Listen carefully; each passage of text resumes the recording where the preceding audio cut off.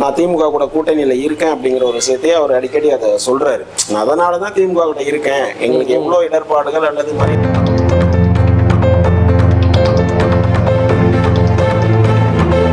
புத்தக வெளியீட்டுக்கு மட்டும் திருமாவளவன் அவர்கள் வந்திருந்தாங்கன்னா இன்றைய அரசியல் கூட்டணி கணக்குகளை வேறு விதமா மாறி இருக்கும். கண்டிப்பா நிச்சயமா அந்த ஒரு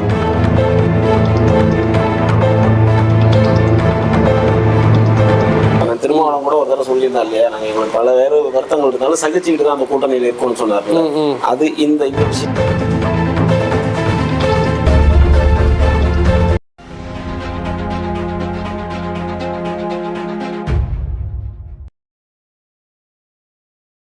நியூஸ் தமிழ்நாடு நேயர்களுக்கு வணக்கம். ஸ்ரீகாந்த் சார் வணக்கம். வணக்கம். இன்னைக்கு ஒரு மிகப்பெரிய ஒரு டவுட்னே வச்சுக்கலாம். முதல் கேள்வி அதையே ஆரம்பிக்கிறேன். என்னது? டிஎம்கேயோட கூட்டணி கட்சியாக இருக்கட்டும், அதில் காங்கிரஸாக இருக்கட்டும், விசிகேவாக இருக்கட்டும், கம்யூனிஸ்டாக இருக்கட்டும், இவங்க எல்லாரும் தாவேக்காவை வந்து ஒரு பகடக்காயாக பயன்படுத்துகிறாங்களோன்னு தோணுது அவங்களோட சீட் பேரத்துக்காக. அப்படியா? இல்லை, அதில் உண்மை இருக்கு, நிச்சயமா உண்மை இருக்கு. ஏன்னா இப்போ கடந்த கால அரசியல் தேர்தல் வரலாறுல இவங்க கூட்டணியா சேரும்போது பாத்தீங்கன்னா அவங்களுக்கு வந்து கேட்கறதுக்கு ஒரு வாய்ப்பு இல்லை.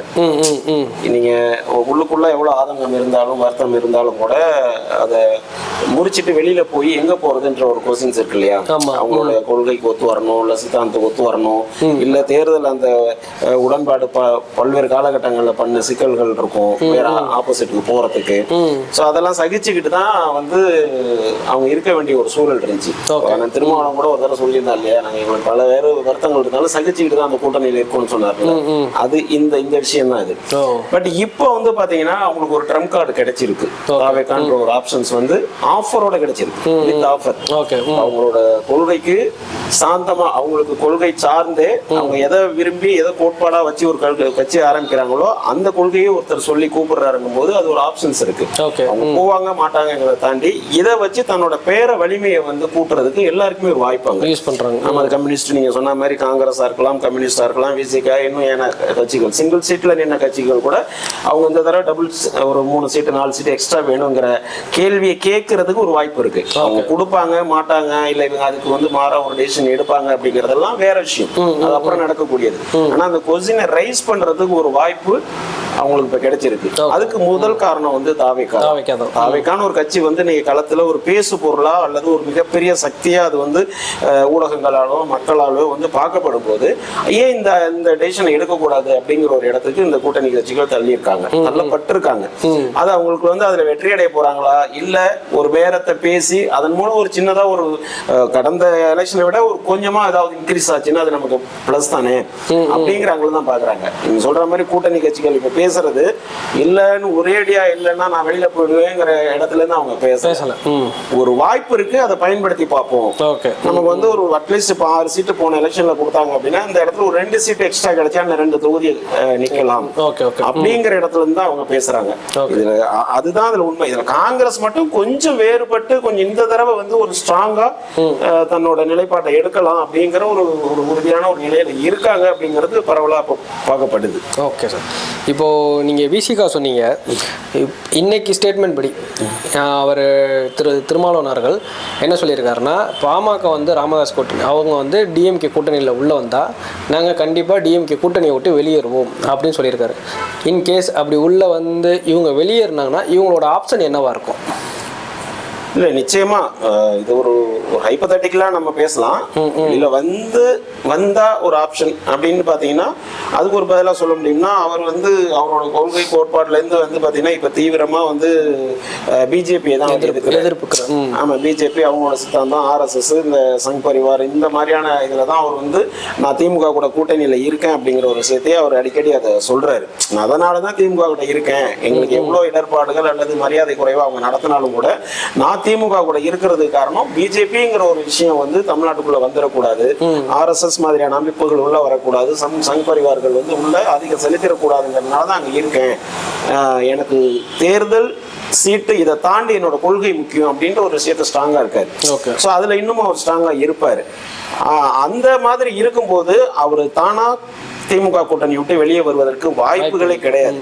ஒருவேளை இப்ப அவரோட ஸ்டேட்மெண்ட் படியே பாத்தீங்கன்னா இப்ப திமுகவோட ஒரு தேர்தல் கணக்கு என்னவா இருக்குன்னா, இப்ப காங்கிரஸ் வந்து அவங்களோட ஆப்ஷன் அல்லது அவங்களோட பேரத்தை அதிகப்படுத்தும் போது, ஒரு டிமாண்ட் அதிகமா கிரியேட் பண்ணும்போது அதுக்கு ஒரு மாற்று அவங்க யோசிச்சாங்க இல்லையா. எந்த ஒரு அரசியல் கட்சியும் அது ஒரு ரெடி இதுல இருப்பாங்க. ஒருவேளை இந்த ரூட் நடந்தா இது, ஒருவேளை இதுல இப்படி இல்லைன்னாக்க இன்னொரு ஆப்ஷன்ஸ் அவங்க ரெடி பண்ணி வச்சாகணும். அப்ப அந்த ஆப்ஷன்ல அவங்களோட கணக்கு என்னவா இருக்கு, ஒருவேளை காங்கிரஸ் வந்து நம்மள்ட்ட இருந்து டிமாண்ட் அதிகப்படுத்தி அதுக்கு செட் ஆகாம வெளியில போகும் பட்சத்தில், இது ஹைப்போதெட்டிக்கல் தான், அப்படி இருந்தா அந்த இடத்தை ஃபில் பண்றதுக்கு இப்ப வெளியில இருக்கிற ஒரே கட்சி ராமதாஸ் அவர்களோட பாட்டாளி மக்கள் கட்சி தான். ஏன்னா வட மாவட்டத்தில் அவருக்குன்னு ஒரு பெரிய செல்வாக்கு இருக்கு. சோ அவங்களும் அந்த இடத்தை ஃபில் பண்ணலாம் அப்படின்னு ஒரு ஆப்ஷன்ல அதுவும் அவங்க ஒரு லைம் லைட் வச்சிருக்காங்க. அப்போ அது மாதிரி ஒரு சூழ்நிலை வந்து காங்கிரஸ் வெளியே போய் ராமதாஸ் அவர்கள் உள்ளே வந்தால் திருமாவளவன் அவர்கள் வந்து வேறு வழியே இல்லாம வெளியில தான் வந்தாகணும். அதுதான் இன்னைக்கு ஓப்பன் ஸ்டேட்மெண்டா கொடுத்துட்டாரு. இது திமுகவுக்கு ஒரு சமிங்கையா சொல்லியிருக்காரு, ஒரு எச்சரிக்கையா கூட சொல்லியிருக்காரு. ஒருவேளை இந்த டிசிஷன் நீங்க எடுத்தீங்கன்னா நான் வந்து உங்களுக்கு தேவையில்லாத அழுத்தம் கொடுக்காம நான் வெளியேறிடுவேன் அப்படின்ற விஷயத்த சொல்லியிருக்காரு. இது இப்படி நடந்தா நிச்சயமா அவர் வெளியேறுவார். அது நடக்குமாங்கிறது அதை நம்ம சொல்ல முடியாது. ஓகே, இதுல இருந்து ஒரு கேள்வி, சப்போஸ் இன் கேஸ் வெளியே வந்துட்டாரு தாவேகா கூட போய் இணைவாரா? வேற ஆப்ஷன்ஸ் அவங்களுக்கு ஏது இல்லை. இப்போ நீங்க பிஜேபி கூட அவர் கூட்டணி போக மாட்டாருங்கிறதுல அவர் 2001 கூட்டணியில போய் எம்எல்ஏவுக்கு நின்னாரு, வெண்ணும் பண்ணாரு. அப்ப அந்த டைம்ல பிஜேபி கூட இருந்திருக்காரு. சரி, அது வேற காலகட்டம், வேற எந்த சூழ்நிலைக்கு அவர் போயிட்டாருன்னு வச்சுக்கலாம், அதை இப்ப நம்ம பேச தேவையில்லை. ஆனா இன்றைய சூழல்ல அவர் பாஜகவை எதிர்க்கக்கூடிய, திமுகவை காட்டிலும் மிக கடுமையாக மிக தீவிரமாக எதிர்க்கக்கூடிய ஒரு தலைவர் திருமாவளவன் அவர்கள்.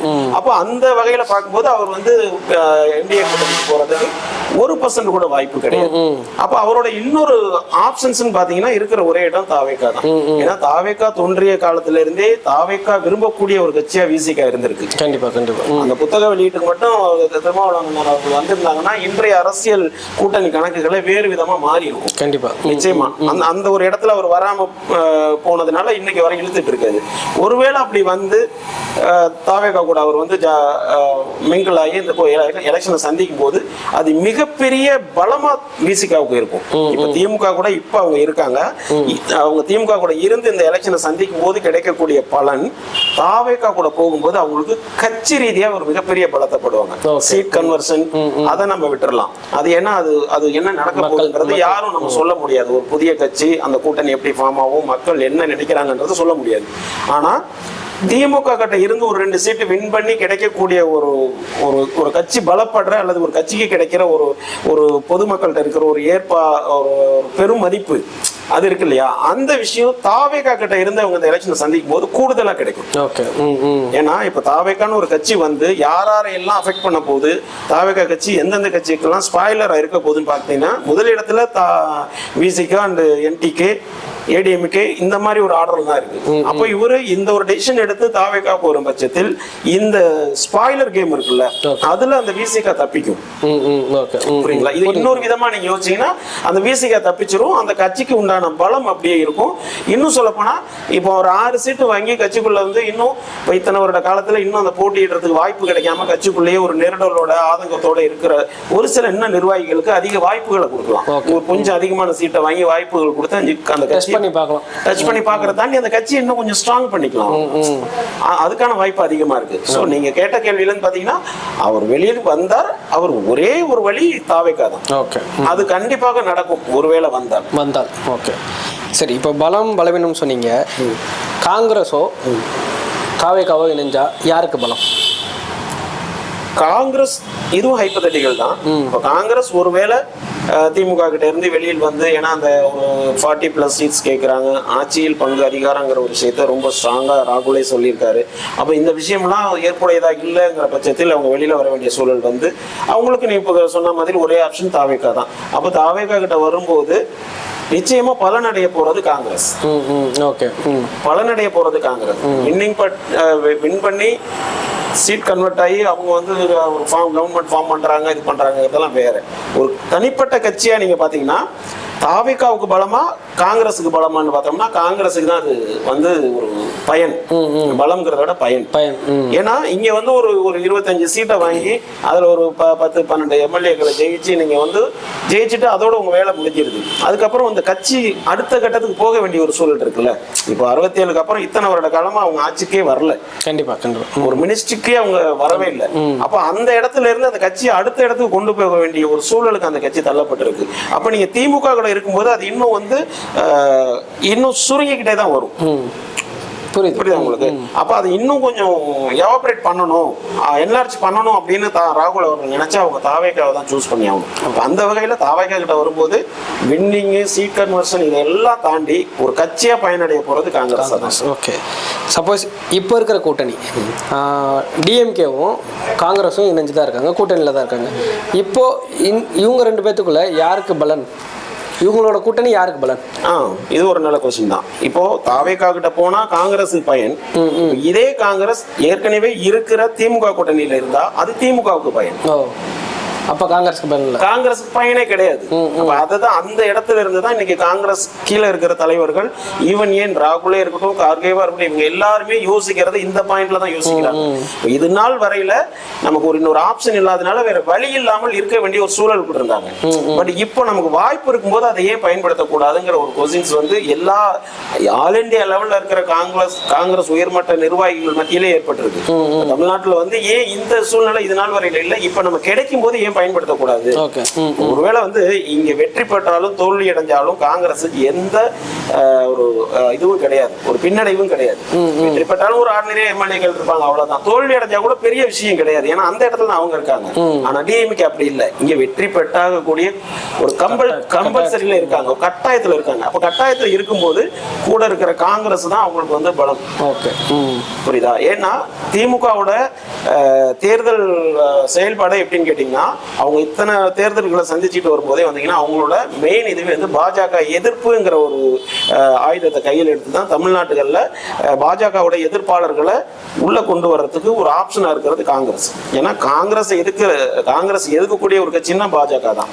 அப்ப இங்க வந்து நீங்க காங்கிரஸை சேர்த்துக்கும் போதுதான் அந்த பாஜக எதிர்ப்பாளர்களை ஒன்றிணைய வைக்க முடியும். அந்த இடத்துல தான் காங்கிரஸ் ரோல் வந்து திமுக கிட்ட பலமா இருக்கு. அப்ப அந்த டூலை வந்து அவங்க விட்டாங்கன்னா டிஎம்கேக்கு மைனஸ் தான். அதனால அந்த டூலை அவங்க விட மாட்டாங்க. அதனாலதான் காங்கிரஸ் வந்து பெரிய அளவுல பெர்சன்டேஜ் இல்லைன்னா கூட இந்த ஆயுதத்தை செலுத்துறதுக்கு காங்கிரஸ் அவங்களுக்கு தேவை. அப்போ காங்கிரஸ் இங்க இருந்தா திமுகவுக்கு பலம், காங்கிரஸ் தாவேகா கிட்ட இருந்தா காங்கிரஸுக்கு பயன். இதுதான் ஆப்ஷன்.